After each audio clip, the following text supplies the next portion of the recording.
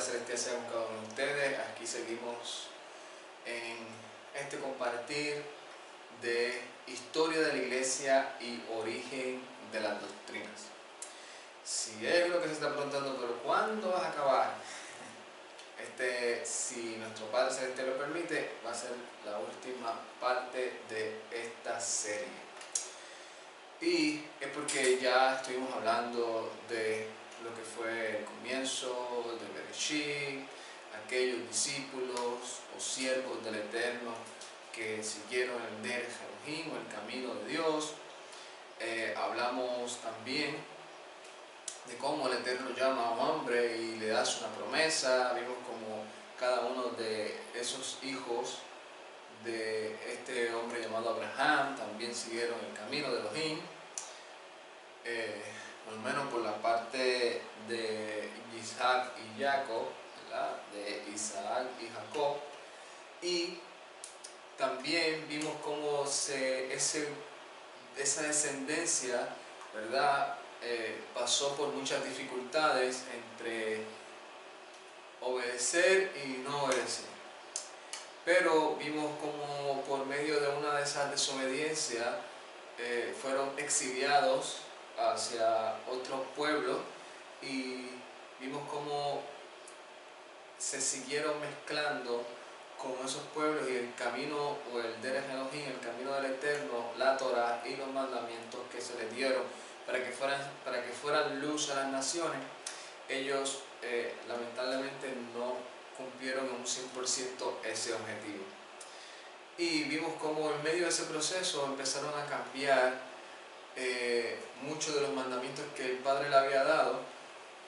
Cómo es que el Padre le da unos mandamientos y ellos empiezan a cambiarlos o a darle menor valor por medio de sus tradiciones. Luego que esto sucedió, ¿verdad? En esos tiempos donde regresan de Babilonia, traen algunos de los nombres de los griegos romanos para ponérselos a sus meses.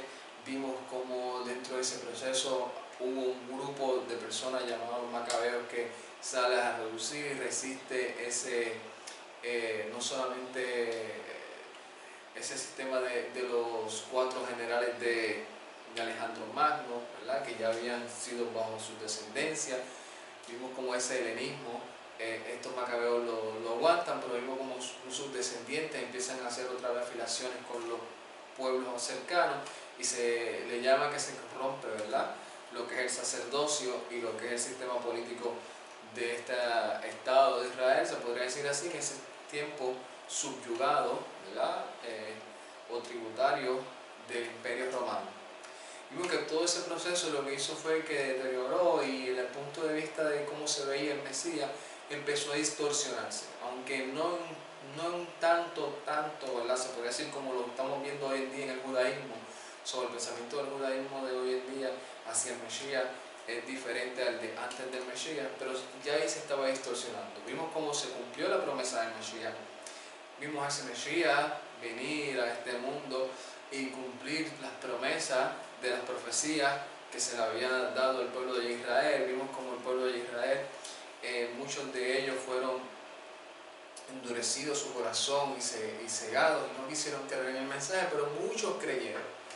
Vimos que dentro de esos muchos, vimos a unos que fueron los que por lo menos dentro de lo que tenemos cercano, ¿verdad? En nuestros escritos son los que mayormente resaltan y a los que se les conocen como los 12 apóstoles, e inclusive, ¿verdad?, a este hombre llamado Shaul, que se integra más adelante. Vimos como ese Shaul les dice a unas personas, luego de discipularlo, luego de enseñarle el camino a la verdad, le dice: yo estaba con ustedes enseñándole el camino a la verdad día y noche con lágrimas, pero yo sé que después de mi partida van a venir lobos rapaces. Y en ese proceso de lobos rapaces vimos el desarrollo de aquel Shaul indirectamente se estaba refiriendo y lo que estaba viendo. Vimos que este sistema que estaba creyendo en el Mesías, ¿verdad? Estas personas que estaban creyendo en el Mesías se empezaron a enfrentar con el judaísmo, ¿verdad? Con el judaísmo de ese tiempo, con la ideología judaica, con el pensamiento greco-romano, con la mitología griega, con lo que son los gnósticos, entre otras ramas, ¿verdad? Y de ahí vimos que se rompieron grupos, los ebionistas, los gnósticos, los agnósticos. Vimos que salen muchas personas que aunque creían algunos de ellos en el Mesías Yeshua, pero de una manera distorsionada. Vimos como ese camino en ese momento ya se empezó a distorsionar, pero según lo que cuentan las cartas, Saúl, o Pablo, Pedro, Juan, Santiago, Judas, dice que todavía hay bien personas, el libro de Apocalipsis también lo relata, que todavía hay personas que estaban siguiendo el camino correcto, que no habían negado su fe. Vimos como dentro de ese proceso llega el punto donde en los primeros siglos, después que mueren los Sheyahim, hubieron personas del alto, se puede decir, de la aristocracia, se podría decir así, no sé si lo dije correctamente, los de altos niveles de estatus del gobierno y los políticos empezaron a creer, pero como eran maestros y doctores en su filosofía y mitología, empezaron a hacer un sincretismo de lo que era la escritura.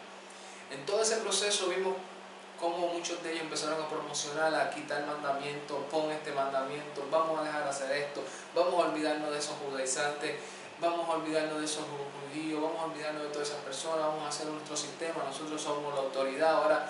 Y empezaron a crear muchas teologías, entre esas teologías, como ellos le llaman, empezaron a crear, nosotros somos el reemplazo, nosotros somos la nueva iglesia. Ellos fueron desechados, ellos negaron al Mesías, nosotros somos la iglesia, nosotros ahora somos los cheches de la película, en pocas palabras. Si ellos quieren aceptar, si ellos quieren ser salvos, si ellos quieren redimirse, si ellos quieren reconciliarse con el Creador, ellos tienen que volverse a nuestro sistema, o sea, a nuestro sistema implantado por nosotros, con un sincretismo greco-romano, pagano, mezclado con la escritura y con otras cosas. Nuestros dogmas, nuestras cosas, ustedes tienen que aceptarlo. Vimos como muchas personas se negaron, muchas personas resistieron, muchas personas pagaron con la vida por haberse, ¿verdad? Por haber encarado o enfrentado, ¿verdad? Y por haberse resistido ante esos cambios, que vimos que dentro de uno de esos cambios fue lo de la alimentación, lo del Shabbat, lo de los días de celebración. Ya vamos a tener otro calendario, ya no vamos a tener el calendario que dice la Escritura, no necesitamos eso.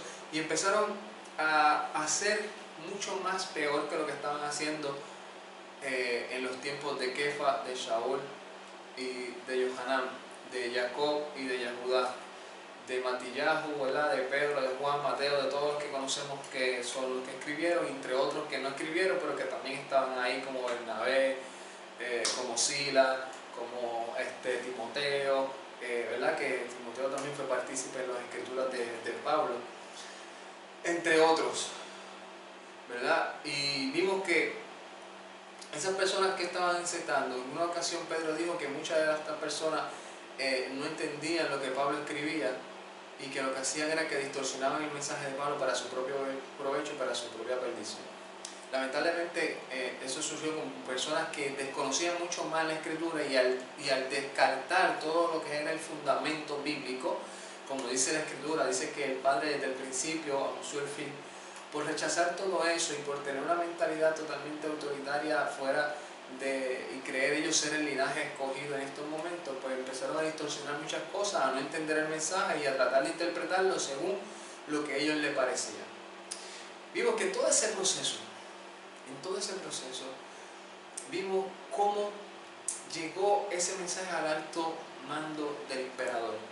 Cuando ese alto mando del emperador dejó las persecuciones, puso como oficialización este sistema, respaldó a la mayoría de estos líderes que estaban apoyando estas perversiones, en mi punto de vista, ¿verdad? De distorsionar la escritura, de añadir y quitar mandamientos, de ponerlo a un Mesías de un punto de vista totalmente errado, sacándolo de su sistema cultural, de su sistema histórico, y poniéndolo como si él fuera un emperador romano, un greco-romano, o un sirio, o uno de esas personas, perdón, o uno de esos persas, uno de esos grandes emperadores.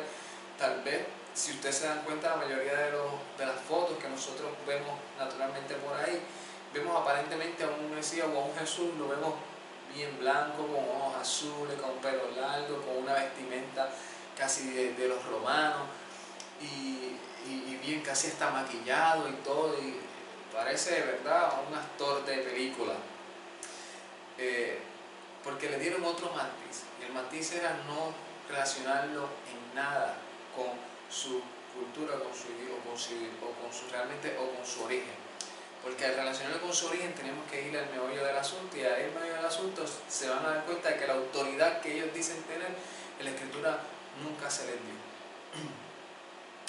Y vimos también que en todo este proceso, no solamente este sistema empezó a corromper, sino que este sistema, de momento salieron personas de ese mismo sistema a empezar a estudiar por primera vez esa escritura a la cual no tenían acceso, y empezaron a salir muchas personas a las cuales nosotros conocemos como los reformadores.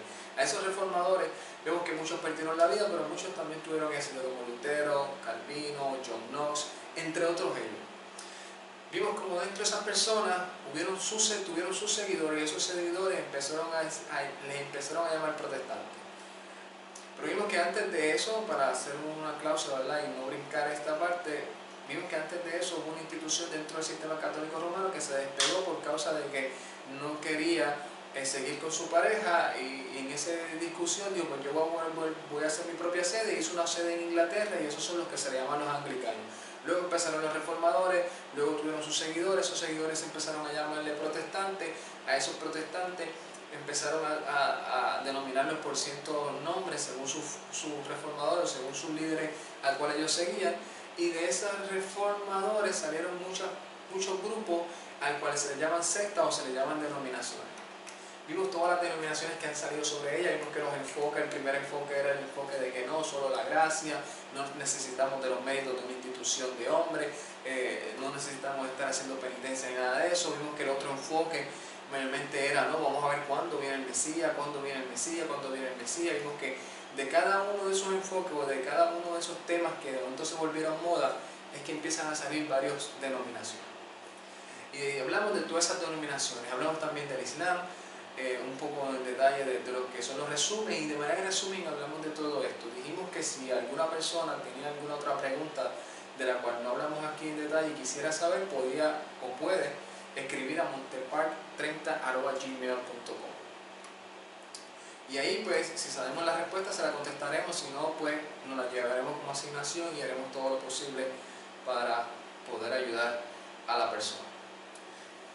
Y dentro de todo eso hablamos de un sistema del judaísmo, porque aunque no se considera como una denominación dentro de lo que se le llama protestantismo o cristianismo, muchas de las cosas de las cuales ellos establecieron y hacen hasta el día de hoy han influenciado también al sistema cristiano. Vimos que una de ellas fue lo que, por ejemplo, ¿verdad?, si no lo dije, lo voy a aclarar ahora, ¿verdad?, no me acuerdo ahora exactamente si lo dije cuando estoy hablando del sistema católico romano, pero uno de los pensamientos que tiene dentro del judaísmo, ¿verdad?, vimos que, o lo aclaro por primera vez, es que ellos piensan que todo judío es salvo, y que por más malo que se comporte un judío, una vez si es nacido de una de las tribus de Israel, va a ser salvo. Lo único que va a tener que estar pasando aproximadamente de 12 meses por un proceso de purificación.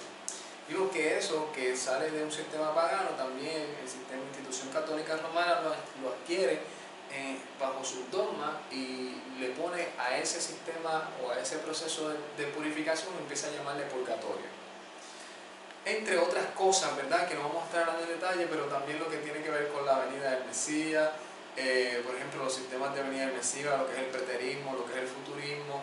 Entre todas esas cosas, muchas de esas personas que establecieron esa teología, que son de los musulmanes, también fue porque estuvieron estudiando a muchos de esos rabinos que también, como ellos creen en una venida de un Mesías, empiezan a establecer sus puntos de vista de cómo va a venir.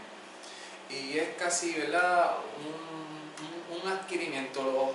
Los judaizantes empiezan a buscar qué piensan los cristianos, los católicos, protestantes y no protestantes, a ver cuáles son sus teologías, y de ahí añaden y hacen un sincretismo con los sistemas que ellos tienen, y viceversa. El cristiano católico busca lo que piensan los judaizantes y hace un sincretismo de lo que ellos piensan. Y no es que uno no pueda aprender tal vez de alguno de ellos una que otra cosa. El punto es cuando hacemos eso y lo volvemos un dogma dentro de un sistema que la Escritura no nos ha dado la autoridad para establecerlo como un dogma o como una doctrina. Uno puede decir, mi pensamiento sobre este tema yo considero que es este, pero de ahí tienes que dar la libertad para que cada persona pues pueda expresar cuál es su opinión, si entiende que ese tema no es un tema fundamental, por ejemplo, como es el tema de la salvación, ¿verdad?, como por ejemplo, sabemos que la salvación solamente está en el Mesías, o sea, no podemos buscar otros méritos, sino solamente por el Mesías, ¿verdad? Entre otras cosas que son fundamentales, de las cuales se podría decir no se puede negociar en un lenguaje que tenemos. Y cuando vimos todo este tiempo, ¿verdad? Todo este sistema que estuvimos hablando anteriormente del judaísmo, estuvimos hablando de cuál es su estructura, estuvimos hablando de que esa ley o esa Torah oral que no aparece en ningún momento, si vemos los relatos de la escritura o de la misma escritura, que también es la misma que ellos tienen, la misma que nosotros tenemos, es la misma de la, por ejemplo, hasta Malaquías. Vimos que no aparece nada registrado sobre lo que es una ley oral, aunque ellos dicen, sí, mira, aquí esto está señalando a la ley oral. Vimos que inclusive en una ocasión, esto es un relato como evidencia para uno reconocer, y si uno quiere decirle a la persona, mira, explícame entonces esto, yo no, obviamente tal vez te busquen otra explicación, pero explicación ética y firme no la van a tener, en mi opinión. En una ocasión se dice que, en muchas ocasiones, pero una específica, ¿verdad? Que es una de las que se puede utilizar, en una ocasión se dice que en el pueblo de Israel no había Torah, y fue en el tiempo de Josías, de Yoshías. En ese tiempo de Josías, se dice que de momento hubieron unos hombres que estuvieron por allá por el templo, y entre los escombros encontraron un rollo. Encontraron ese rollo, y cuando encontraron ese rollo se lo entregaron, se lo llevaron al rey. El rey, cuando leyó ese rollo, dijo, verdaderamente nosotros hemos pecado contra el Eterno, y los juicios que nos esperan, ¿verdad? No son nada buenos, porque nos hemos revelado y no hemos guardado nada de lo que está aquí. Pregunta que se hace automáticamente la persona. Uno debe preguntarse, ok, está bien que no había la Torah escrita, por lo consiguiente las personas no podían guardarla, pero entonces si realmente había una Torah oral que se transmitía de generación en generación, ¿acaso no es suficiente una Torah oral que te dice cómo cumplir un mandamiento para que el hombre pueda entender cómo se debe de comportar? Porque si uno estudia la Torah oral de ellos, está detallado cómo cumplir un mandamiento y qué hacer, y hay muchos textos bíblicos, y obviamente dan su comentario y su explicación. ¿Acaso si no hubiese una Torah oral, o es que en ese tiempo no había nadie que supiera la Torah oral? Si no había nadie que supiera la Torah oral, ni tan siquiera la profeta a la cual se fue a preguntar qué hacían en ese caso, pues entonces significa que no había una Torah oral hasta ese tiempo. O si había, se perdió, y fulano de tal que no aparece por ningún lugar, de momento dice, ya yo sé cuál es la Torah oral, de momento se me reveló, o mis padres me la dijeron desde chiquito y yo no lo quería decir. Son cosas que, y es esa evidencia de que enseña ahí bien claro de que no había una Torah oral, ni tampoco, bueno, y en ese momento tampoco había una Torah escrita, pero sí estaba. Lo que pasa es que no estaba al alcance de ellos, pero se relata ahí que se encontró. También da mucho evidencia de aquellas personas que piensan que la Torah escrita se empezó a escribir muchos años después, en los tiempos de Esdras, Nehemías. Aquí da una evidencia de que esa Torah escrita estaba siempre. Perdón, cuando se habla de Torah escrita, mayormente se está hablando de los 5 libros de Moshe. Y así hay muchas cosas. Vemos que esa estructura de la Torah oral estaba diseñada también entre los 13 principios, ¿verdad? 13 principios de la hermenéutica, o 13 reglas de la hermenéutica, de aquellos mandamientos de los cercos, que inclusive el Mesías habló en contra de ellos, de que ellos ponen cargas sobre las personas que ni tan siquiera ellos pueden cargar, porque son mandamientos que ellos dicen, no, para que evites cumplir un mandamiento te voy a poner otro, y te voy a poner a veces 2 y 3 mandamientos previos para que no puedas cumplir, para que no puedas violar este mandamiento principal. Y eso indirectamente son cargas. Por lo menos dimos algunos de ellos en la otra ocasión, pero fueron más directos. Pero hay algunos que sí, uno dice, wow, ¿de verdad que eso ellos lo piensan así? Por ejemplo, ellos dicen que no se supone que uno trabaje en el Shabbat, pues por lo consiguiente una persona no puede salir con un vaso de agua afuera a la marquesina o estar donde haya tierra. ¿Por qué? Porque tiene el riesgo de que caiga agua en la tierra, y si cae agua en la tierra está indirectamente trabajando, haciendo una melajada, ¿verdad? Como lo llaman, una obra, porque automáticamente esa agua que cae en la tierra está dándole vida a lo que está ahí. So, tú estás como quien dice indirectamente sembrando o regando la tierra. Entre eso hay otros, ¿verdad? Y es de manera lógica que el ser humano, ¿verdad?, conociendo su punto de vista, reconociendo sus debilidades, pueda él de manera voluntaria decir, mira, para yo no llegar a X cosas, pues no voy a estar ahí. Por ejemplo, ¿verdad?, está ese tradicional de que si tú eres alcohólico, pues para evitar caer, o fuiste alcohólico, ¿verdad?, y ahora estás en el camino del eterno, para evitar caer en una circunstancia donde tú sabes que tú estás débil, pero no te pasas con personas que consumen alcohol ni en lugares donde se consume alcohol. Son cosas lógicas, pero son cosas individuales que cada persona, porque si una persona no es alcohólico, nunca fue alcohólico, pues tal vez dice, mira, yo puedo hablar con fulano de tal parecejo, normal, saludarlo, aunque tenga una cerveza en la mano, aunque tenga un licor en la mano, y a mí no me va a dar tentación. O por ejemplo, igual que el que fuma, igual que otras cosas. Pero son cosas individuales, o personas que llegan al punto donde decir esto es para todos, y es como que bien sofocante, aunque para ellos es una delicia desde el punto de vista de cómo lo expresan, ¿verdad? Pero es diferente a cómo lo expresan los líderes, a cómo lo hacen y cómo lo sienten aquellos que no le encuentran lógica a esto.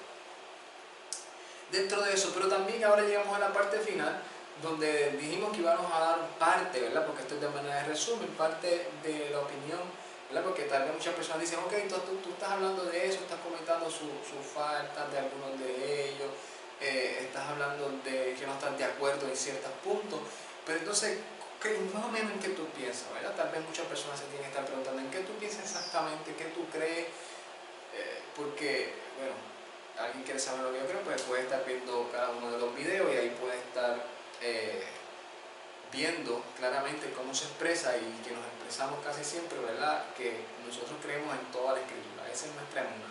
Nuestra emuná no está puesta en un mandamiento, nuestra emuná no está puesta en, por ejemplo, en cierta doctrina específica. O sea, nosotros no nos catalogamos, ¿verdad?, seguidores o fanáticos de cierto punto de vista, ¿verdad? Por ejemplo, como unas personas que dicen, no, nosotros nos enfocamos mucho en la venida del Mesías, como ejemplo los del advenimiento. ¿Por qué? Porque se enfocan mucho en las cosas de teología, ¿verdad? O por ejemplo, los testigos de Jehová, porque nosotros somos los testigos, y mayormente casi hablan de que ellos son los testigos, porque ellos son los que van de puerta en puerta y nadie va de puerta en puerta. Y se olvidan de todos los demás. Los adventistas a veces se inclinan mucho a lo que es el Shabbat y se olvidan de todo lo demás. Hay otros que dicen, no, nosotros somos los trinitarios, nosotros creemos en la Trinidad, y ahí se enfocan. Nuestro enfoque es que creemos en toda la Escritura. Nuestro enfoque es que creemos en toda la Escritura, y nuestra emuná está puesta en el Mesías de Israel, en el Mesías enviado que nosotros conocemos y reconocemos que es Yeshua, ¿verdad? Muchas personas lo conocen como Jesús, ¿verdad? Pero hay una diferencia, en mi opinión, bien amplia, ¿verdad?, desde el punto de vista de cómo la institución religiosa natural enseña a ese Mesías y de cómo la Escritura enseña a ese Mesías. Y hay que aclarar, ¿verdad?, antes de empezar aquí, hay que aclarar que una cosa es ser judaizante, y otra cosa es ser seguidor de la Escritura. ¿Por qué? Porque se ha mezclado eso y piensan que, por ejemplo, una persona que dice y cree que el séptimo día es el día de Shabbat, piensan que eso es judaizar. Eso no tiene nada que ver con judaizar. Piensan que si una persona habla una palabra en hebreo, eso es judaizar. Piensan que si una persona, por ejemplo, no cree en lo que es la Trinidad, piensan que eso es judaizar. O cualquier tema que se hable que esté en contra de lo que la mayoría de los protestantes o la institución católica romana, entre ellos, creen, uno de esos dogmas, cuando una persona dice, no, para mí eso no es bíblico, para ellos dicen, tú estás judaizando, Si tienes un shofar en la mano, tú estás judaizando, tú estás judaizando. Y, ¿verdad? uno puede llevar a las personas y decir, ok, pues si eso fuera judaizar, pues toda la Torah o toda la escritura es judaísmo. Y inclusive el Nuevo Testamento, como ustedes le llaman, también es judaísmo porque fue escrito por todos los que escribieron, o el 99.9% todos fueron judíos. Y todos ellos guardaban Shabbat, y todos ellos hablaban de que se iban a tocar los chofares, y todos ellos guardaban las fiestas del Eterno. Y todos ellos decían a los seguidores de ellos que fueran imitadores de ellos. Y todos ellos hablaban y decían que la Torah nunca se fue, que nunca iba a ser abolida. Inclusive Jacob o Santiago, muchos lo conocen, dicen que nosotros tenemos que estar pendientes a esa perfecta ley o esa perfecta Torah. Shaul dice que nosotros por la gracia no invalidamos la Torah, sino que la confirmamos porque la Torah es santa, es pura. O sea que si hay una persona dentro de un lugar que dice, no, tú estás tratando de judaizar, tú estás infiltrando, te tienes que analizar primero y quitarnos el pensamiento de la institución católica romana que ha regado desde muchísimos años, que empezaron, inclusive y Constantino fue el que lo estableció, de que todo lo que viniera de lo que era el Antiguo Testamento, ellos lo iban a ver como judaizar. Por eso cambiaron el calendario, para no mezclarse con lo que ellos llamaban judaísmo. Pero se equivocaron porque realmente el calendario no fue hecho por el judaísmo, fue hecho por el Eterno. La fiesta y la establecida no fue hecha para los judíos, fue hecha para el Eterno. Si leemos en detalle, nos vamos a dar cuenta que el Eterno dice, estas son mis fiestas, estas son mis convocaciones, no dice, estas son tus fiestas. Y dice que todo aquel que quiera agradarle al Eterno, sea judío o sea extranjero, va a tener una sola ley. Y que esa ley es la que Él estableció ahí. O sea que si nosotros somos seguidores del Eterno, nosotros tenemos que seguir la misma ley.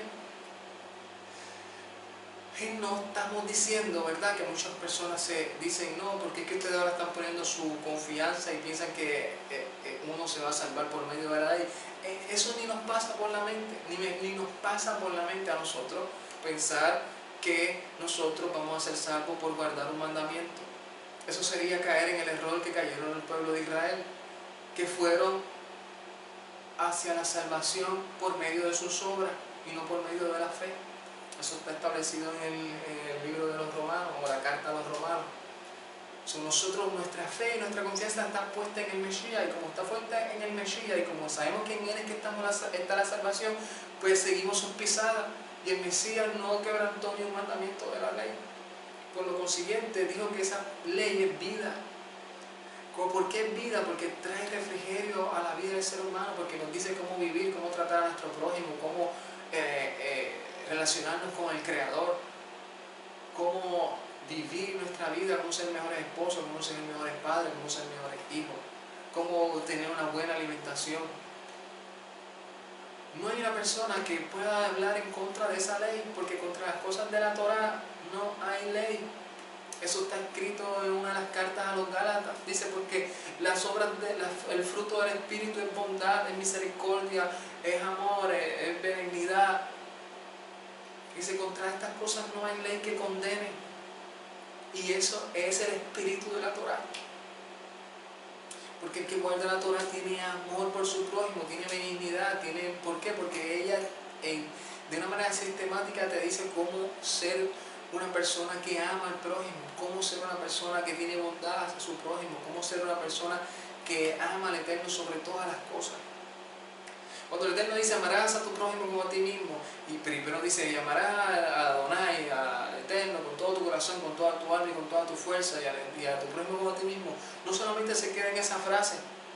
Por eso es que entendemos que la Torah oral no es la que nos dice cómo cumplir el mandamiento. La misma Torah nos dice y se explica por sí mismo. Si seguimos leyendo, la misma Torah nos dice cómo amar al Eterno sobre todas las cosas y cómo amar a nuestro prójimo como a nosotros mismos. No hay una persona dentro del sistema de los que dicen que están en lo que es verdad, lamentablemente, lo digo, ¿verdad? Porque yo también tuve en un proceso de mi vida en ese lugar, que teníamos ya todas esas frases, ¿verdad?, bien grabadas en nuestra mente. No, que ahora vivimos en la gracia, no vivimos bajo la ley. Pero si nos damos cuenta, la mayoría de los mandamientos de esa ley, que decimos que ya no vivimos sobre ella, es la que nosotros a veces decimos que guardamos. Pues decimos, no robes, no mates, no hagas esto, no hagas lo otro. o mira, hacía esto, mira, ama a tu prójimo como tú mismo, mira, ayuda al que está necesitado, mira, esto. Todas esas cosas están ahí. O sea que vamos a hacer un surtido entre esto me gusta, esto no me gusta, esto me gusta, esto no me gusta. Jacobo, Santiago, en una ocasión dijo que todo lo bueno, todo lo perfecto viene del Padre de la luz, en el cual no hay cambio ni sombra de variación. O sea que siempre Él es el que es, no cambia. Lo que le gustaba ayer, le gusta hoy. Lo que no le gustaba ayer, no le gusta hoy. Si corrigió al pueblo de Israel por violar esos mandamientos, no podemos pensar que a los que decimos ser pueblo hoy en día, podemos violarlos sin la corrección que va a venir sobre nuestras vidas. Es lo mismo. Aunque obviamente, también dicen, no, hay que ir a los sacrificios. Y obviamente, nosotros somos de los que creemos en toda la Escritura, pero creemos en toda la Escritura conforme al pensamiento del Mesías Yeshua y de sus apóstoles o sus seguidores que establecieron y nos recalcaron a nosotros, a cada uno de nosotros, cómo seguir la Escritura y qué estaba vigente y qué era por un tiempo determinado. Eso se explica por sí mismo. Por eso dijimos que como decimos la Torah está basada en varios grupos. No podemos pensar que porque los sacrificios estaban en la Torah significa que todo eso es la Torah. No, hay grupos que componen la Torah. Así que dejando esto claro, los que seguimos la Escritura, la Torah, y algunos hablamos un poco de palabras en hebreo y decimos Torah y no decimos Biblia, decimos Torah porque Torah es instrucción. Y Biblia viene de la palabra Biblios, de un lugar donde empezaron a hacerse los pergaminos. Y yo prefiero decir que es mi instrucción a decir que, ¿verdad? Biblia, aunque no me preocupa decir Biblia, puedo decir Jesús, puedo decir Jehová, aunque no los decimos, ¿verdad? Porque entendemos que en los nombres que aparecen, aunque decimos Yeshua, decimos el Eterno, decimos Yahweh, ¿verdad? Pues para nosotros, por lo menos cuando lo decimos, que estudiamos el significado, pues para nosotros tiene mucho más sentido decir eso que decir otro nombre, no porque nos creamos hebraicos, no porque nos creamos judaicos. Aquí nadie se va a salvar por hablar hebreo ni por entenderlo. Aquí la gente se salva solamente por creer en el Mesías. Ese es el mensaje del Evangelio, que todo el mundo conozca el Mesías de Israel, pero que lo conozca como realmente es Él, no como el hombre lamentablemente lo ha establecido. Y por eso es que decimos que Él dijo que Él es el camino, la verdad y la vida, y que nadie llega al Padre si no es por mí. O sea que si tú te vas a creer que vas a llegar al Padre por medio de un sistema religioso, es un pensamiento equivocado. Y vamos a poner, ¿verdad?, lo que en mi opinión yo considero que debería de ser el camino, o bueno, que todos deberíamos de seguir. Y no es que me estén siguiendo a mí, no. Es algo personal de cada persona. Tú en tu vida si entiende que este es el camino correcto, síguelo, ámalo, y obviamente toma a estas personas como tus líderes y dice, mira, estos son mis líderes, estos son los que yo voy a escuchar, a ellos son los que yo voy a estudiar, ellos son los que van a dirigir mi vida, porque a ellos fueron los que el Padre les reveló la verdad. Y obviamente, si tienes personas que también tienen ese pensamiento, ¿verdad?, pues nos ayudamos los unos a otros. Vamos a empezar. Dice, creemos en el camino de Yuhewahé. Creemos que estamos de lado en toda la escritura desde Bereshit hasta Gilgalú, o revelaciones, ¿verdad?, desde Génesis hasta Apocalipsis. Por los siguientes personajes a quienes consideramos los líderes, a quienes imitar, que nosotros consideramos a quienes imitar. No es que no hay una persona en estos días, en estos tiempos, que esté viviendo una vida que uno dice, oye, mira, una vida del Evangelio, una vida íntegra, digno de imitar. Inclusive Shaul en una ocasión dijo que miremos a nuestros líderes y cuál es su comportamiento, cuál es su fe y cuáles son resultados de su fe. Y si son buenos, pues que imitemos ese estilo de vida, ¿verdad? Pero en lo principal no estamos aquí diciendo que estos realmente son los únicos, pero sí son el fundamento. O sea, si hay una persona que dice ser creyente y no sigue esto, pues lamentablemente no podemos seguir. Y si dice que lo sigue, pero no lo sigue como ellos lo establecieron, estaría entonces también distorsionando el camino. Eber o Eber, que aunque no dice nada exactamente de lo que, ¿sabes?, que él dijo, pero su vida es un modelo a seguir. Set, Enoch, Noé, Sem, Abraham, Isaac, Jacob o Jacob, José, Moisés, Josué, Samuel, David, Josías, Isaías, Jonás, Jeremías, Ezequiel, Oseas, Daniel, Joel, Malaquías, Miqueas, Amos, Ageo, Abdías, Elías, Eliseo, Baruch, Habacuc, Zacarías, Sofonías, Job, Esdras, Nehemías, Ruth, Nahum, Ezequiel y en todos los que pusieron Juan y los apóstoles. Todas esas personas las que nosotros consideramos, y tal vez dicen, sí, pero es que todos los católicos también los tienen a ellos, todos los protestantes también los tienen a ellos. Exacto, pero el detalle es si lo creen como ellos lo están diciendo.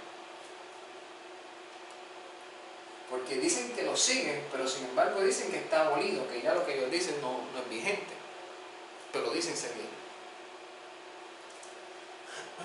Creemos en la vigencia de toda la escritura, desde Bereshit hasta Revelaciones, Génesis y Apocalipsis, conforme a cómo la interpretó Yeshua. Esto es bien importante porque seguimos eso no como la interpretaron los del judaísmo, no como la interpretaron la institución católica romana, no como la interpretó Lutero, no como la interpretó Calvino, no como la interpretó John Knox, no como la interpretaron ninguna de las denominaciones que nosotros hemos presentado, aunque respetamos, ¿verdad?, el punto de vista de ellos, pero en muchas cosas estamos en desacuerdo.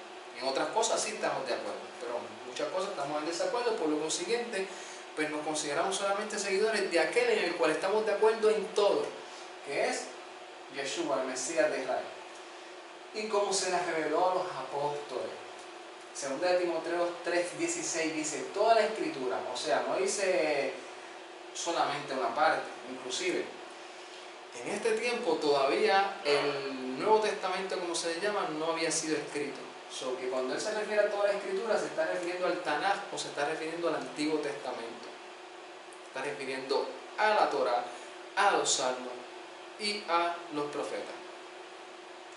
Dice, toda la escritura es inspirada por Elohim y es útil para la enseñanza, para la reprensión, para la corrección y para la instrucción en justicia.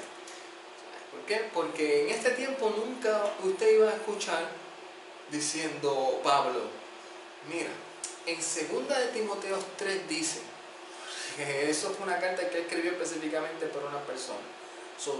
El modelo de estilo de vida de todos ellos era el Tanaj, era lo que nosotros conocemos como Antiguo Testamento, que vimos que lamentablemente en un tiempo vino un hombre, un personaje llamado Marción, que empezó a traer una influencia de que ya eso no servía, que ahora lo que sirve es unos escritos al cual empezó a llamarle el Nuevo Testamento. Y aquello empezó a llamarle Antiguo Testamento y hasta el día de hoy la gente se quedó con ese pensamiento. Y aunque a él se le expulsó y se le declaró como hereje, la gente todavía sigue ese pensamiento y sigue llamándole a los primeros libros, hasta Malaquías, le sigue llamando Antiguo Testamento, y desde los Evangelios hasta Apocalipsis empieza a llamarle Nuevo Testamento. Pero eso hasta antes de ese hombre nadie decía eso, ni los apóstoles, nadie decía Antiguo y Nuevo. Todo el mundo decía, tráeme la Torá, tráeme como dijo Shaul, tráeme las copias, tráeme los pergaminos, tráeme los rollos, o sea, tráeme lo que componen los libros de la Torá, y eso es lo que yo voy a traer. No tenía ni tan siquiera los evangelios de Matillahu, ni nada de eso lo tenía. Ellos estaban vivos y ellos sí hablaban de eso, pero como escritos no los tenían porque ellos todavía no lo habían escrito. Mateo 5:17 dice, no piensen que vine a anular la Torá o los profetas. No he venido a anular sino a cumplir. Porque en verdad les digo que mientras el cielo y la tierra no pasen, ni siquiera una yod o una tilde pasará de la Torá hasta que todo se haya cumplido. Personas piensan que esto no está vigente porque solamente el Mesías es el que lo puede cumplir. Sin embargo, si el Mesías es lo único que puede cumplir, se supone que entonces él dijera, ni una yod ni una tilde pasará de esta Torá hasta que yo me vaya, ¿verdad? No pasará nada de esto hasta que yo la termine de cumplir y yo me vaya. Sin embargo, no dijo eso, dijo hasta que mientras el cielo y la tierra no pasen.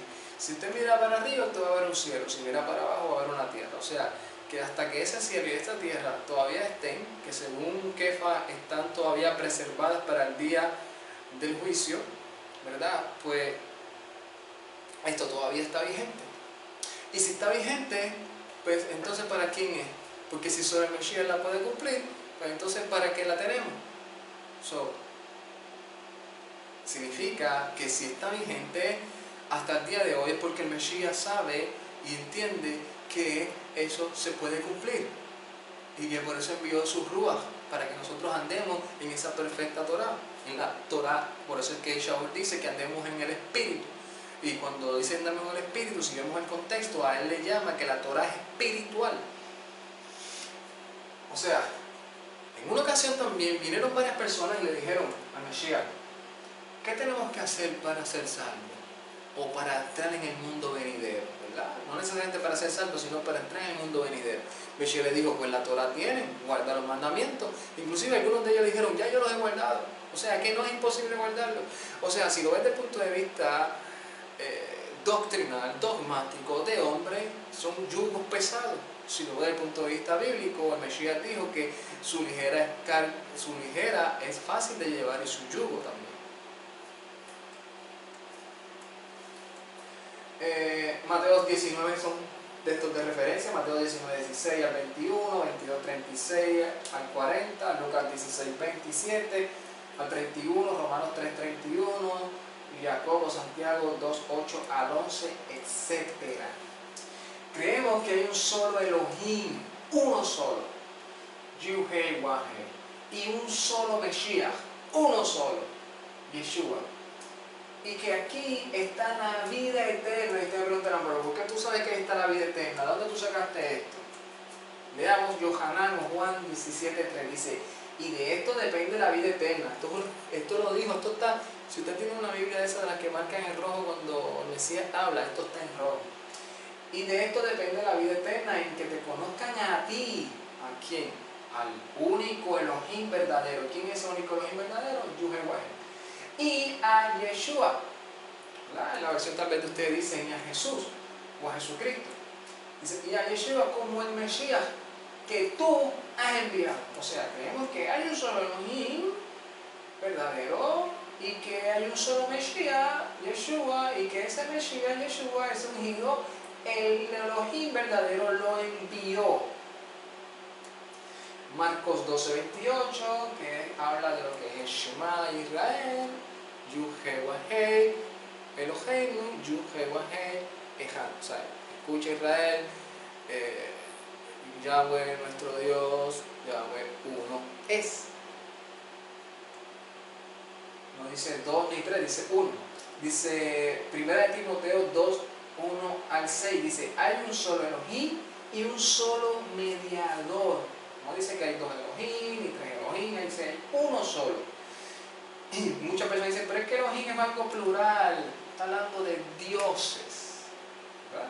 Esto es una de las partes que yo estoy hablando de lo que son las interpretaciones, explico, ¿verdad?, de lo que puede ser esta palabra. Hebreos 1 completo, ¿verdad?, aquí habla de la autoridad. Primero, ¿quién es el Mesías? Y la autoridad que el Padre le da al Mesías. Y entre de esos, dice que antes él había hablado por medio de sus profetas, pero en estos tiempos habla por medio de su Hijo. Y dice que Yuhewah lo llama Hijo a él y lo ungió, o sea, lo hizo Mesías, más que a sus compañeros. ¿Por qué? Porque la palabra Mesías no es la primera vez que aparece con Yeshua. La palabra Mesías es utilizada para los sacerdotes también, por ejemplo, y para los reyes. Por ejemplo, cuando se dice a Moshe, ungirás a tu hermano Aarón, esa palabra que se utiliza es Mesías, lo ungirás. ¿Sabes? Que Aarón era un Mesías. Y cuando se unge a David, cuando se unge a Shaul, lo ungirás, eran los ungidos. Por eso es que en una ocasión David dijo, ¿quién podrá tocar al ungido del Eterno? O sea, porque en ese momento Saúl era un Mesías, porque era ungido. Pero no era solamente O sea, era solamente un ungido, no era el ungido. Una cosa son los ungidos, que eran los reyes y los sacerdotes, y otra cosa era el ungido. Por eso es que dice que lo ungió más alto que, o ¿verdad? Dice más que a todos sus compañeros. O sea, que Yeshua mismo lo dice, que él era mayor que Salomón, que él era mayor que todas las personas de todos del pueblo de Israel. No hay uno mayor que él. Inclusive aquí en el libro de Hebreo especifica que él es mayor que los malachim. Y no solamente malachim, porque aquí empieza que es mayor que los profetas, después empieza a decir que él es mayor que los malachim, y después dice que él tiene más autoridad que Moisés. En Hebreos 5, 4, 10 dice, fue perfeccionado y declarado por Elohim, sumo sacerdote y autor de eterna salvación. O sea que el Mesías no se autodeclaró él mismo, Mesías, él no se autoproclamó hijo de Elohim, no. El Padre fue el que le delegó esa autoridad. Y le dijo, ahora yo te voy a ungir, yo te voy a perfeccionar, y tú vas a ser mi hijo, y yo voy a ser tu Elohim, y tú vas a tener eterna, ¿verdad? Como dice aquí, tú vas a ser el sumo sacerdote y vas a ser el autor de la fe y de toda la salvación. En 1 Corintios 15, 28 dice, se sujetará a quien le sujetó todas las cosas. Dice que en esto se está hablando de que el Mesías, a quien el Padre le sujetó todas las cosas, en estos momentos, cuando Él domine sobre todas las cosas, en el día del juicio, Él se va a someter a aquel a quien le sometió todas las cosas. ¿Y quién es aquel que le sometió todas las cosas? El Padre. Creemos en la venida de nuestro Mesías, como lo relata en la Escritura, y no como lo interpretaron algunos reformadores dispensacionalistas, sino conforme a estos textos. O sea que, si ustedes preguntaran, pero ¿cuál de las inclinaciones de las postulaste? ¿Tú eres de los preteristas? ¿Tú eres de los futuristas? ¿Tú eres de los historicistas? ¿Tú eres de los premileniales, de los que se cree que se van antes, en el medio, después? Pues creemos como lo dice la Escritura, no como ellos lo interpretaron. Porque aunque ellos buscan textos de la Escritura, pues entonces en esta opinión nosotros creemos que los textos que nosotros la mencionamos es los que nosotros consideramos que son los que van más con el contexto, porque se explican por sí mismos, no llegamos a una deducción. Y cuando estudiamos los que, según como lo interpretaron, vimos que de la manera que lo interpretaron, la mayoría de ellos pues tienen sus faltas, o por lo menos hay muchas cosas de las cuales nosotros consideramos que no estamos de acuerdo y que no tienen nada que ver con la Escritura. Inclusive cuando vemos la influencia de por qué fue que salieron esas teologías, pues da mucho más que desear, ¿verdad? Si son totalmente bíblicas o no, y sabemos después quiénes fueron los que la establecieron, pues mucho más todavía.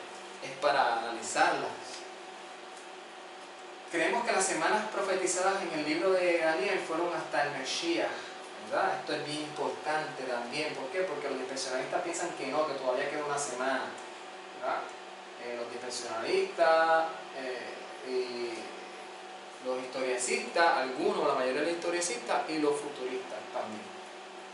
Y no están relacionadas directamente con los tiempos del fin. Esto es importante, que nosotros creemos que las 70 semanas de Daniel, las semanas de Daniel fueron hasta el Mesías y no están relacionadas con los tiempos del fin en nuestra época.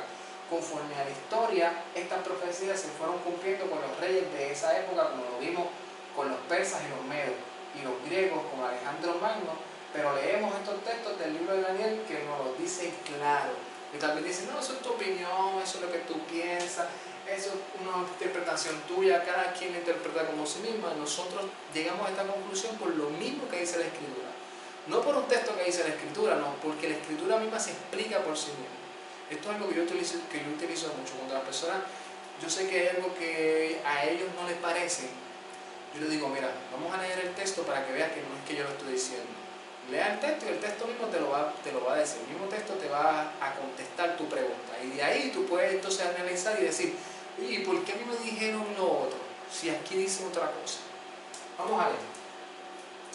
Daniel 9, 24, 27 dice, 70 semanas están determinadas sobre tu pueblo y sobre tu santa ciudad. Primeramente, esas 70 semanas estaban destinadas ¿para quién? Para tu pueblo. Tu pueblo ahí no está hablando nada de los gentiles, en este tiempo no está hablando de nada. Tu pueblo en este momento se está refiriendo a Daniel al pueblo de Israel. Y no solamente al pueblo de Israel, sino está hablando a la santa ciudad. Y los que conocemos como santa ciudad sabemos que es Jerusalén. Y esto era ¿para qué? Para terminar ¿qué? La prevaricación y poner fin al pecado. ¿Quién puso fin al pecado? Vemos que es el Mesías. Y expiar la iniquidad, el Mesías fue el que la expió, para traer la justicia perdurable y sellar la visión y la profecía y ungir aquí al Santo de los Santos. ¿Quién es el Santo de los Santos? El Mesías. Lo vamos a aclarar aquí mismo. Y sellar, sabe pues y entiende que desde la salida de la orden para restaurar y edificar Jerusalén, la santa ciudad, hasta el Mesías príncipe, ve que el Santo de los Santos, el Santo de los Santos es el príncipe Mesías, habrá 7 semanas y 72 semanas. Se volverá a edificar la plaza y el muro en tiempos angustiosos. Y después de las 72 semanas se le quitará la vida ¿a quién? Al Mesías. Se le quitará la vida ¿a quién? Después de las 72 semanas, ¿a quién? Al Mesías. ¿Cuándo fue que el Mesías murió? Si todavía estaba esperando esa supuesta semana que falta, ¿por qué aquí dice que en la última semana se le va a dar muerte al Mesías? ¿O acaso es que en el futuro el Mesías va a morir otra vez? Aquí estamos dándonos cuenta de que la última semana se iba a terminar cuando se le quitara la vida al Mesías. ¿Cuándo se le quitó la vida al Mesías? Si no me equivoco fue hace aproximadamente 2000 años y algo. Ahí fue que se le quitó la vida al Mesías. Mas no por sí. Y el pueblo de un príncipe que ha de venir destruirá la ciudad y el santuario y será su fin con inundación hasta el fin de la guerra. Durarán las devastaciones. ¿Quién fue ese que destruyó la ciudad? ¿Se acuerdan que el mismo Mesías lo profetizó? Que la ciudad iba a ser destruida. Y por otra semana confirmará el pacto con muchos y a la mitad de la semana hará cesar el sacrificio y ofrenda. ¿Quién fue el que hizo parar el sacrificio y la ofrenda? El Mesías. Después, con la muchedumbre de dominaciones, vendrá el desolador hasta que venga la consumación y lo que está determinado se derramará sobre el desolador. ¿Cuándo es que se va a terminar la semana? Cuando se le quite la vida al Mesías. Por eso nosotros creemos que estas 72 semanas se cumplieron. Que no falta una semana después. La fecha desde la cual se iban a contar esas 70 semanas era desde el decreto para edificar Jerusalén. Hubieron 3 decretos emitidos por los reyes de Persia para ese propósito. El primero de esos fue en el año 457. Aquí te voy a hablar un poquito más histórico y detallado para que puedan ver cómo fue el cumplimiento de esa profecía. Las 70 semanas están subdivididas en 7, 62 y una semana. Es difícil ver la aplicación de las 7 semanas, pero las 69, incluyendo las 7, equivalen a 483 días. Esto es la teoría de un año por día. Esdras 4:6, lo cual es la interpretación comúnmente aceptada, son 483 años. Estos 483 años son el periodo entre el decreto para reedificar Jerusalén, como se señaló anteriormente, el cual fue en el año 457, añadiendo 483 años al 457, nos trae al año 26 después del Mesías, que es el mismo año en que Yeshua fue bautizado y en el que comenzó su ministerio público. Este es el cumplimiento extraordinario sobre la profecía de Daniel, llegando aún hasta el mismo año. Además, dentro de 3 años y medio, Yeshua fue crucificado, ¿verdad? O ejecutado. Realmente aquí sería ejecutado, no crucificado, ejecutado. Porque eso, pues tal vez en otro momento lo explicaré. Esto es, a la mitad de la semana, se le quitará la vida al Mesías para terminar la prevaricación y poner fin al pecado y expiar la iniquidad para traer justicia perdurable. Y vamos a ver la explicación de por qué también, ¿verdad? Históricamente.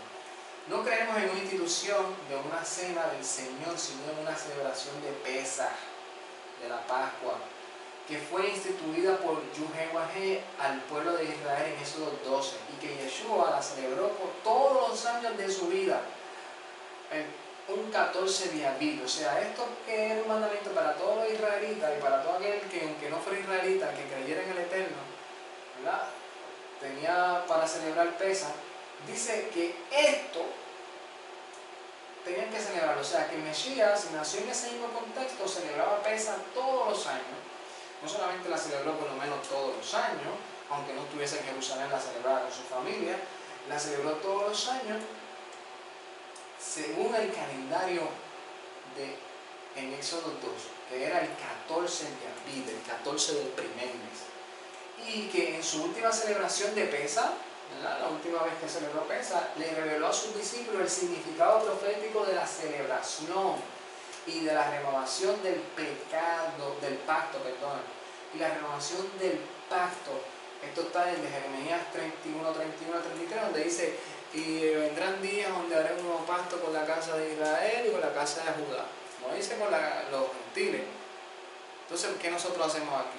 Obviamente explicamos que nosotros estamos aquí porque desde el principio estábamos, ¿verdad? Lo que pasa es que en manera de misterio, en manera de Sot, y que esos Sot el Mesías los revelaron sus discípulos, los reveló sus apóstoles, y por eso nosotros lo creemos y lo entendemos, inclusive aún desde Bereshit está revelado.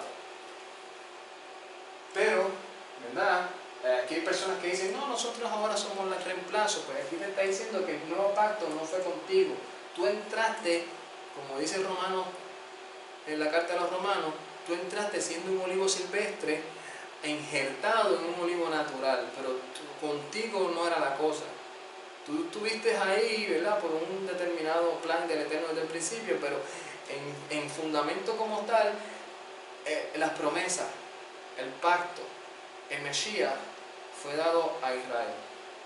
Y eso está revelado en Efesios. En Efesios dice, cuando Shaul o Pablo se refiere a nosotros, en una ocasión dice: porque ustedes antes estaban sin pacto, estaban sin Elohim, ¿verdad?, sin Dios, y estaban sin Mesías. Pero ahora han sido partícipes de esta bendición. O sea que no hemos reemplazado a nadie. Y les mandó a que cada vez que la celebraran lo hicieran desde ese momento en memoria del anuncio de su muerte hasta que él regresara. O sea, una cosa es que a Pesa, ¿verdad?, él le dio una revelación que estaba relatada, inclusive muchos de los protestantes también lo dicen: sí, porque el Cordero de la Pascua es el Mesías, y todas esas analogías están, pero la analogía de que ese Pesa nunca fue abolido por una institución que supuestamente el Mesías puso. No, el Mesías lo que dijo fue: ahora cuando ustedes celebren Pesa, ya no van a estar recordándose tanto de la liberación de Egipto, ni de la liberación de Babilonia. Se van a acordar ahora de mi muerte hasta que yo regrese, porque yo fui el que los liberté a ustedes.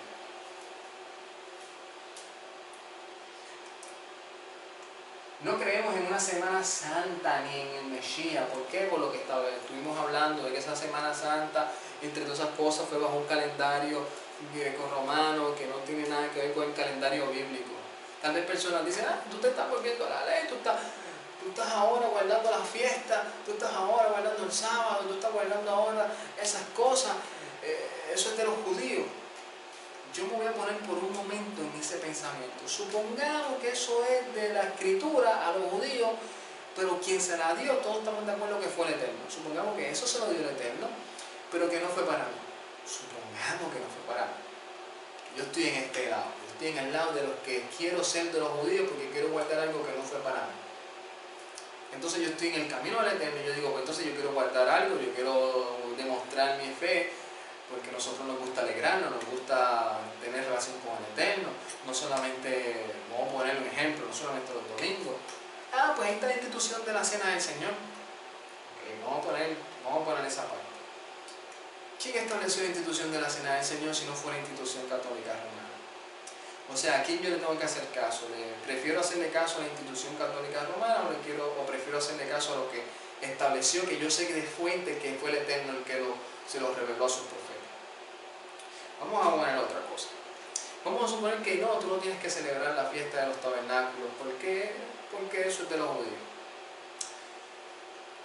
No es el tema ahora de hablar de las fiestas del Eterno, ¿verdad? Voy a sacar un tema específicamente de cuál es su propósito, cuál es su mensaje, cómo nos revela el Mesías en cada una de ellas, cómo esas palabras que dicen que son sombras de las cosas venideras están establecidas ahí, cómo sabemos que es el plan del Eterno para relacionarse con el pueblo. Eso se va a hablar en otro momento, pero supongamos que eso que dijo el Eterno, que dijo que son sus fiestas, yo no las puedo guardar, que tengo que guardar ahora aparentemente las cristianas, porque ellos dicen que las cristianas son las verdaderas y son las tradicionales de nuestra alma.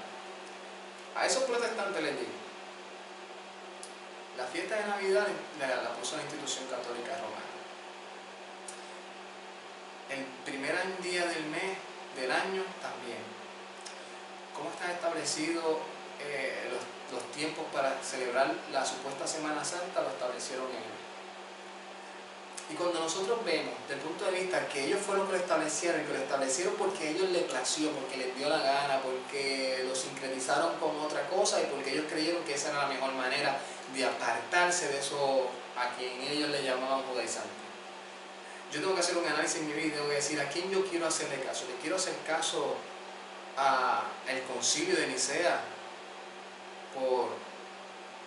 Creo que si no me equivoco fue Rufo, el sacerdote, y apoyado por el emperador Constantino y promocionado por todos los demás sacerdotes institucionales católicos, romanos y también por algunos anglicanos y por algunos protestantes, que no tienen base bíblica. No hay un texto bíblico que nos diga que celebremos una Navidad, que celebremos un primer año, que celebremos un Día de Reyes, que celebremos un 24 de diciembre, Nochebuena. Eso establecido por el hombre. Entonces, ¿qué tiene más sentido para la vida del creyente que dice que su vida está dirigida por la Biblia? ¿Lo que dice la Escritura, lo que dice esa Biblia, o lo que impuso unos hombres para sincretizar y para manipular a la mayoría de sus ciudadanos y que dejaran las revueltas, y que se estableció después como tradición y como costumbres cristianas que no tiene nada que ver con la Escritura? O lo que dice la Escritura, y cuando tú lo estudias y cuando tú lo analizas, entiendes que tiene el sentido de la relación entre el Padre y su pueblo, cuando dice: estas serán mis convocaciones, y tú que eres mi pueblo te tienes que presentar delante de mí, de una manera simbólica, ¿verdad? Y cuando dice realmente que eso son tiempos y ocasiones que el Eterno estableció para sus tiempos, y que todo el lenguaje bíblico está relacionado con el Mesías, pero también cada vez que habla de esa festividad está relacionando también diferentes características y tributos del Mesías. Inclusive en cada una de esas fiestas también está establecido lo que podría ser el futuro, bueno, o lo que podría ser la posibilidad de un regreso del Mesías en una de esas festividades. ¿Tiene más sentido el que yo diga voy a estar guardando un día séptimo, como dice la Escritura, que dice que hasta que el cielo y la tierra no pasen, eso no va a pasar? O guardar un domingo donde la misma institución católica romana dice abiertamente que ellos fueron los que la establecieron, porque ellos dicen que fueron los que se les dio la autoridad para cambiar ese día, que eso la Escritura nunca lo cambió, que los apóstoles nunca lo cambiaron, pero a ellos dicen que no sé, ellos lo cambiaron, que ellos dicen que ellos fueron los que pusieron el primer día de enero, y eso está confirmado históricamente y de todas las maneras que lo puedes analizar. Inclusive si los ves a ellos hablar de ese tema, ellos lo dicen abiertamente. Dicen: nosotros fuimos los que lo establecimos. Establecieron eso, y entre otros de los muchos días que rigen la vida secular del ser humano, por lo menos en el área occidental. Prefiero seguir yo un sistema cristiano manejado, aunque digamos que no somos católicos, que somos protestantes, pero manejado por la institución católica romana, porque cuando ellos dicen hoy es el primer día del año, nosotros decimos amén indirectamente, porque estamos un 31 de diciembre ya con bombas y platillos diciendo: mira, ya va a venir el año nuevo. O prefiero yo decir: no, el año nuevo es según lo que dice la Escritura, que dice que va a ser el primero del mes, el primero de Abib. Ese va a ser el primero de los meses del año. O va a ser ese, como dice la Escritura, o va a ser el que puso la institución católica romana. O voy a celebrar yo un Pesa, o voy a celebrar una institución que puso la institución católica romana, que se lo pone en sus versiones, que dice la cena del Señor, o la institución de la cena. Cuando tú lees literal no lo dice, es un titulito que te ponen arriba. Queremos que el Eterno nunca cambia, que Él sigue siendo el mismo. Cuando vemos la riqueza, cuando vemos a Shaul mismo diciéndole a estos coín o estos gentiles que acaban de, ¿verdad?, los concilios, Saúl no tanto, ¿verdad?, sino el concilio en Hechos 15, dicen: a estas personas no se les va a poner más ninguna carga, porque obviamente acaban de entrar, no se les va a poner ninguna carga, sino que se abstengan del hogado, que ahí está hablando de la alimentación, de los sacrificios y de los ídolos.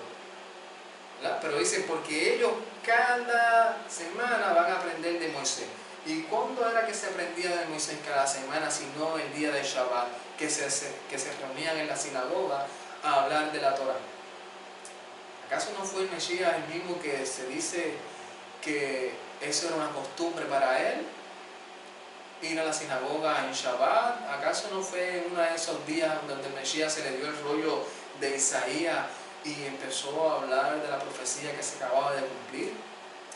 ¿Acaso Pablo, cuando iba a cada uno de los lugares donde primero iba, no era una sinagoga y no decía que aún los gentiles le decían, vamos, vas a venir el próximo Shabbat para que nos sigas hablando de estas cosas? Lo que pasa es que, ¿verdad? Si nosotros nos dejamos llevar por la manipulación de lo que está en los institutos teológicos protestantes y católicos y anglicanos, pues vamos a ver la película con mucha editación, editando muchas cosas y poniéndolos a su manera. ¿Acaso Shaul no le dice a una persona, a un grupo de personas, si no me equivoco en la carta de los Corintios, no le dice, porque ahora tú vas a celebrar la Pesa o la Pascua, la vas a celebrar sin la levadura vieja, sino con una levadura nueva? ¿Acaso Shaul no fue el que dijo también, yo quiero ir a Jerusalén para celebrar Shavuot o Pentecostés? Entonces, si vemos que ninguno de ellos, hay un relato donde dijeron, vamos a celebrar el día del nacimiento del Mesías, vamos a celebrarlo hoy, un 25 o 24 de diciembre, vamos a celebrar el primer día del año en diciembre 31. Oh, mira, vamos a celebrar el día de que vinieron aparentemente unos reyes, que les ponen hasta nombre, que la escritura nunca le pone nombre, pero ellos le ponen nombre, y dicen que fueron 3 o que fueron 4, y la escritura no dice cuántos eran, pero ellos le ponen para llamar la atención. ¿Acaso vimos a nuestros apóstoles, a nuestros que nosotros seguimos, seguir ese modelo cristiano o católico romano? ¿O los vimos a ellos siguiendo lo que dice la escritura? ¿O no vimos lo que acabamos de leer, que el mismo Shaul le dice a Timoteo que toda la Torah es inspirada por el Eterno? Y si es inspirada por el Eterno es útil para redarguir, para enseñar, para instruir. ¿Acaso en el Salmo 19 y entre otros salmos nos dicen que esa Torah es vida, que es perfecta, que es delicia? En otro de los salmos dice que la Torah cambia al hombre, la ley perfecta del Eterno cambia al hombre y lo hace sabio. ¿Acaso el Eterno no le dijo al pueblo de Israel que cuando sigan esta Torah las demás naciones van a decir, qué grande, qué bueno este pueblo, como está tan cerca a su Elohim y como le habla y él le contesta? ¿Qué leyes tan justas y tan sabias son estas? Sin embargo, vemos la otra película donde dicen, no, esa ley lo que hacía era que nos condenaba. Automáticamente condena al que no la cumple, pero el Mesías Yeshua la cumplió. Y cuando fallamos en ella, Yohanan nos dice, abogado tenemos delante del Padre. Vamos a seguir.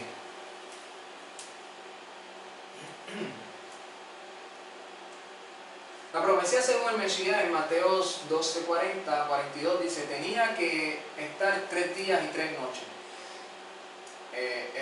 Dice, no creemos en una Semana Santa ni que el Mesías murió un viernes y resucitó un domingo por varias razones, ¿verdad? No creemos tampoco que el Mesías, no solamente en la Semana Santa, sino que el Mesías no murió un viernes y resucitó un domingo. Ahí no hay 3 días y 3 noches. Yo cuando enseño esto, ¿verdad? Le digo a la persona, ¿tú sabes contar? Dicen, claro, obviamente, pues sabes contar hasta 3, sí, sabes. Yo te voy a enseñar que tú no sabes contar hasta 3, ¿verdad? Por lo menos lo comparto con aquellas personas que todavía piensan que resucitó un viernes, que murió un viernes y que resucitó un domingo. Dice, pues cuenta 3 días y 3 noches, desde el viernes por la tarde hasta domingo por la mañana. ¿Viste? Cuando se dan cuenta de que no, pues entonces, pues, se dan cuenta de que la institución pues estableció esos tiempos para su beneficio. Pero no es lo que dice la Escritura, ni realmente tampoco fue lo que sucedió. Les cuentan desde el viernes por la noche hasta el domingo por la mañana. La Semana Santa es una estructura expuesta por el concilio y luego por la institución católica conforme al calendario gregoriano, que es solar, en el que siempre va a caer viernes sin importar qué día del mes sea, ya que deciden cuándo va a ser la Semana Santa después de la primera luna llena del equinoccio en otoño. Por ejemplo, en el 2013 fue desde el 24 de marzo al 30 de marzo, mientras que en el otro año cayó desde el 13 de abril al 20 de abril, ya que la decisión establecida fue con la intención de que la Pascua no cayera en el mismo día que la escritura, que no cayera el mismo día que la Escritura la estableció, y para hacer un sincretismo religioso con otras ideologías. Pero el calendario establecido en la Escritura es lunisolar. El día de Pesaj, Pascua, siempre va a caer el 14 de abril. No va a caer como en esta ocasión, un día, un año en marzo, otro día en abril, otro año casi en mayo, no. Siempre va a caer el 14 de abril. Pero puede caer en cualquier día de la semana, o sea, puede caer un lunes, puede caer un martes, un miércoles, un jueves, un viernes, un sábado, un domingo, según el calendario de nosotros, puede caer en cualquiera de esos días. Tradicional, ya que Pesaj se establece después de que se ve la luna nueva, que es donde se establece el comienzo de cada mes, y luego el 14 de ese mes se conmemora Pesaj. Eso es algo establecido en la Escritura. Dice, vas a ver la luna, y cuando veas la luna que sale el primer piquito, vas a tocar los chofares y vas a proclamar Rosh Hodesh, cabeza de mes, primer día del mes. Y en ese primer día del mes, pues entonces de ahí se sabe cuándo va a caer el 14 de abril. Y en ese 14 de abril es algo que siempre pasa. Yo siempre pongo el ejemplo de que del año de que uno nace. Uno, por ejemplo, uno nace un 13 de abril, por un ejemplo, y ese 13 de abril uno nació, por ejemplo, un miércoles 13 de abril. Pero el próximo año, cuando tú vayas a cumplir un año, o a cumplir los años que vayas a cumplir, puede ser que ese 13 de abril caiga un jueves, caiga un domingo, caiga un viernes, pero sí va a seguir siendo 13 de abril. No es que un día vas a cumplir un 13 de abril y el otro año vas a cumplir un 15 de abril o un 18 de abril. No, siempre vas a cumplir un 13 de abril. Así es lo establecido por el Eterno. Dijo, el 14 del primer mes es que va a celebrar Pesaj. No va a ser un año el 14, otro año el 27, no. Va a ser el 14 de abril. Y como la institución católica, hoy repito, lo cambió, pues por eso es que vemos la diferencia. No creemos en que se pueda hacer pactos, decretos, profecías por voluntad humana, ni por emociones, ni mucho menos, aquí cometí un error, lamentablemente, perdonen, ni mucho menos para ganar el favor del Todopoderoso, como si pudiéramos manipularlo a nuestro antojo. Aquí yo voy a traer un resumen de algunas de las diferencias que tenemos con algunas de las denominaciones, ¿verdad? Y obviamente para que las personas puedan entender por qué nos catalogamos, ¿verdad?, seguidores del Mesías y no según esas denominaciones como tal. Y por qué traigo este tema, porque sé que hay muchas personas que tienen muchas lagunas y les interesa saber, y a otros, ¿verdad?, que también están aprendiendo un poco más y tal vez no tienen argumentos para defender lo que están creyendo. Pues aquí yo les traigo varias cosas para que puedan tenerlo y puedan fortalecerse en su fe. Y para aquellos que tengan alguna duda, pues, lo que repito, pueden escribir a montepark30@gmail.com. No creemos en que haya alguna revelación nueva para estos tiempos. ¿Qué es lo importante? Cuando digo esto, tengo que aclarar que cuando digo esto es que no creemos que haya una persona hoy en día que pueda decir, mira, esta es la revelación nueva, ahora se va a hacer esto. O sea, como quien dice, en pocas palabras, ahora se va a hacer algo diferente a lo que está establecido. Inclusive, nosotros creemos en el Mesías de Israel, en el Yeshua de Israel, porque hemos estudiado toda su vida, toda su enseñanza, y nos hemos dado cuenta de que ni una de ellas, ni una jota, ni una tilde, se sale de lo que dice la Torá. Porque unos requisitos que el Mesías tenía que cumplir, o que una persona tenía que cumplir para ser un verdadero profeta o un verdadero Mesías, tiene que ser que no puede violar ninguno de los mandamientos de la Torá, ni puede enseñar a otros a que los violen. Por eso creemos que el Mesías Yeshua, porque Él nunca nos mandó a nosotros a vivir bajo una gracia fuera de su Torá, porque su Torá fue la Torá del Padre, y Él dijo que Él vino a decir y hacer lo que el Padre le mandó. El Padre no va a decir una cosa y después mandar a su hijo a enseñar otra, o decirle a su hijo, mira, esto sí para esto y esto no para aquello. No creemos que haya una revelación nueva, y por eso decimos, porque por ejemplo una persona puede decir, yo tengo una revelación. Claro, puede tener una revelación sobre un tema, contemporáneo sobre algo, sobre tal vez un tema bíblico, pero no puede contradecir lo que ya está escrito. Si él dice que es nuevo, lamentablemente como sucedió en una ocasión, ¿verdad? Con el concilio de Nicea y después con los musulmanes, ¿verdad? Que Mahoma dijo, no, esta es la revelación nueva, hay que orar tantos días, hay que hacer esto, esta es la religión nueva, después como hicieron algunos de los reformadores, ¿verdad? Como vimos el caso, lamentablemente, ¿verdad? Uno de los más que cometió que cayó en ese error, que fueron los mormones, que ahora yo tengo la revelación, nosotros somos la nueva iglesia, hay que hacer esto, hay que hacer lo otro. Eso no creemos. Como para establecer un mandamiento nuevo o anular alguno, para establecer una secta o denominación como portadora de la verdad o portadora de mérito salvífico o de santidad. Isaías 8:20 dice, si no habla conforme a la Torá, ¿verdad? O la ley, o el testimonio, sino es que no le ha amanecido. Aquí, ¿verdad? Lo voy a seguir, lo que sigue diciendo, dice, si no habla conforme a la Torá o la ley, es porque no le ha amanecido. O sea, es porque no tiene sentido lo que está hablando. No está bien hablando revelado por el Padre o inspirado por el Padre. Sino que la revelación del diseño profético está relatado en toda la escritura por los profetas. Y en estos tiempos por el Mesías Yeshua. Y la revelación que le dio a sus apóstoles, en Hebreos 1 y 2, ¿verdad? Que dice que habló de muchas maneras por los profetas y en los últimos tiempos por medio de su Hijo. Y en Kefas 1:19 que dice, tenemos la palabra profética más segura, la cual hacen bien estar atentos hasta el día de que aclarezca, porque no vino por voluntad humana, sino que fueron inspiradas por el Ruach HaKodesh, ¿verdad? O el Espíritu Santo. ¿Verdad? Aquí explico que esto es una paráfrasis, ¿verdad? Que esto es más o menos de lo que aparentemente dice en el texto, pero, o sea, de lo que dice en el texto, pero no de una manera literal, sino de una paráfrasis.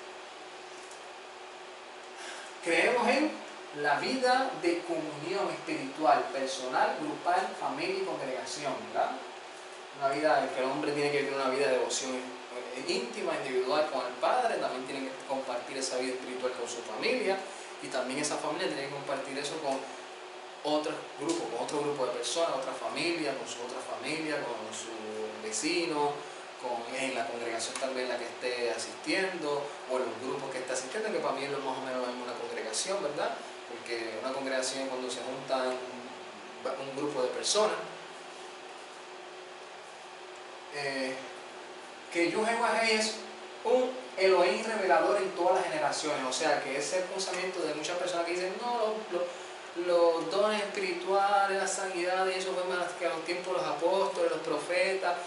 Nosotros creemos que en el día de hoy esos dones están vigentes y que el Eterno sigue dándoselo a su pueblo para cumplir ¿verdad? La obra que se le ha encomendado y que sigue revelándolo al hombre por sueños, por visiones, entre otras cosas.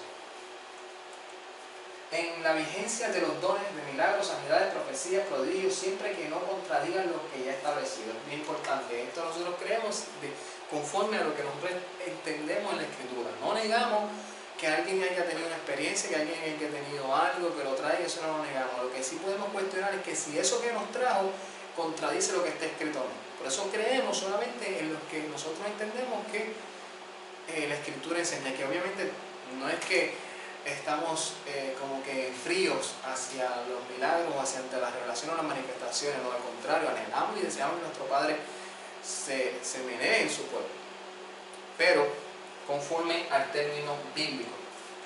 En la capacitación de los creyentes para todas las funciones de la vida es una que no se divide en secular y religiosa, sino que es una en que el Mesías de Israel, como dice el texto de Colosenses, todo lo que hagas, hágalo como para el Adón y no como para los hombres. Creemos en la capacitación de maestros, profetas, supervisores, diáconos, pastores, líderes, salmistas, músicos, en el rol del hombre como hijo, hermano, padre, esposo y ciudadano, el rol de la mujer como hija, hermana, madre, esposa y ciudadana, usando como instrumento exclusivamente la Torá escrita conforme a la revelación del Mesías Yeshua y sus discípulos, exclusivamente sin ninguna influencia reformista ni occidental, no escolasticismo, no silogismo, no talmudismo, no humanismo, no filosofía grecorromana. Ninguna de estas influencias, ¿verdad? Que fueron las que influenciaron el sistema institucional del protestantismo. Nuestra relación con nuestro Padre Celestial por medio de su Hijo Yeshua la practicamos por medio de la oración, ¿verdad? Dice aquí Efesios 16:18, mientras oran en todo tiempo con todo tipo de oraciones, peticiones en el Ruach, vigilantes, persistentes por el pueblo de Yuhai Wahel o de Yahweh, esto es de la versión K2 israelita mesiánica. Lucas 21:36, velad y orar en todo tiempo, lectura y estudio de la Torá o de toda la Escritura, 2 de Timoteo 3:16, Efesios 2:20-22, han sido edificados sobre el fundamento de los enviados, los apóstoles, profetas, siendo Yeshua el Mesías la piedra angular. Creemos que los apóstoles son la piedra angular de nuestras enseñanzas, ¿verdad? Y la piedra angular de los apóstoles es el Mesías. Creemos en la sedacá o en las obras de justicia, sean monetarias, obras sociales o emocionales. Creemos en el Shabbat en plural, porque creemos no solamente en el séptimo día, sino en las otras fiestas que son vigentes hasta el día de hoy para nuestro punto de vista. Yom Tov, los Mikras Kodesh, los días de convocación, con una visión de los cumplimientos y significados del Mesías. No cumplimos los Shabbat y las fiestas conforme al talmudismo ni al judaísmo, sino conforme a como dice la Escritura. Creemos que el hombre no tiene mérito de ni poder para adquirir por méritos humanos una salvación ni de perderla. Esta autoridad solo la tiene Yeshua, a quien el Padre le dio la autoridad, porque el Padre a nadie juzga, sino todo juicio se lo dio al Hijo. Yahudá dice para dejar convictos a todos los impíos. Y esta es lo que tenemos como lo que usamos como de referencia, ¿verdad? Para todo lo que traímos varias informaciones, como expliqué al principio, ¿verdad? De los hermanos que hablaron más o menos de esto en otra clase, la escritura, ¿verdad? En varias versiones, el diccionario Strong y las páginas web. Y para terminar, creemos que la salvación solamente el Padre la da y solamente Él la puede quitar, no solamente el hombre. O sea, que salvo siempre salvo no considero bíblico, y estar temiendo como que voy a perder la salvación en cualquier momento tampoco es bíblico. El Padre nos adquiere esa salvación por medio de Yeshua, y si en un momento dado Él entiende que el comportamiento del ser humano ha ido en pisotear la sangre del Mesías, como dice Hebreo, pues el Padre es el que se la puede quitar. El hombre no puede hacer nada ni para adquirirla ni para perderla. Shalom, y que la paz de nuestro Padre sea con ustedes. Lolis Hoa, Yeshua Haderek, Haimet, Hahaim. Shalom Ubrajo Lekolam. Ay, tate.